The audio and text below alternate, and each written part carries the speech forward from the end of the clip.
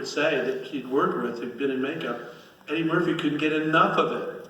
Whereas many actors, Tommy Lee Jones, you know, when he's playing in the, was this the Joker, I believe, or what was his character?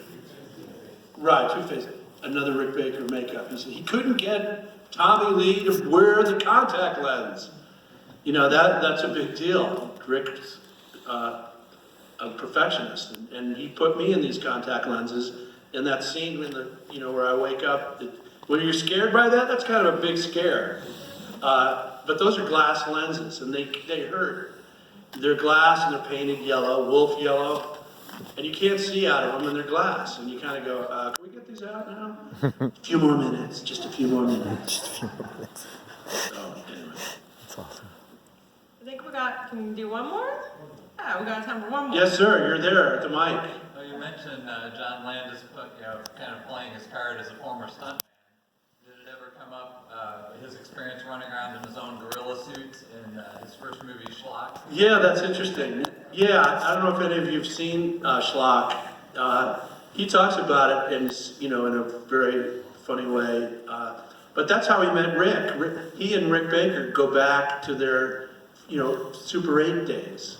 And Rick Baker was making, and Rick did the suit, the monkey suit. In fact, Rick Baker has done so many apes suits, the Planet of the Apes, certainly, and a number of other big movies where there's an ape, because that was his pet project. He loved doing ape suits, makeup, and being in the suit.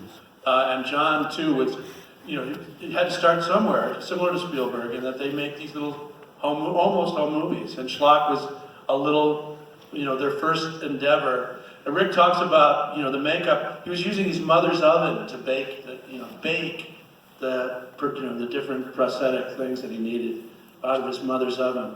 He went on, as I said, to win 7 Academy Awards, and he just retired recently in the last couple of years, and is just happy as a clam being an artist, sculpting, painting. He's put, they both, Rick and John, have books of their own about the making of different movies that they've been in, and they've sold their books around, and they're huge volumes. It's nothing you can just carry around.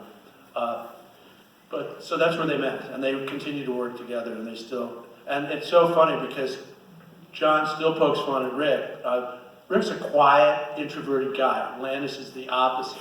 And when they come and talk about their work, John talks about it, and Rick just lets his work do the talking, So when we would do, as I said on the set, anytime there was extra takes, John would always win because he's the director, and Rick was going, couldn't we do one more take?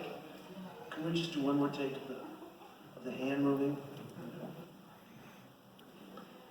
I think that ends our Q&A for That could be our Q&A. Hey, so I'm going to be, did you want to, or I can mention, I'm going to be next door here. I think it's just 2 doors down. He'll be 2 doors down, and we have one more meet and greet tonight. Yeah, meet and greet. If anybody wants to come over and see some of the photos and posters I brought, I'm happy to show them to you. Thanks so much. Thanks for coming tonight, folks. Really.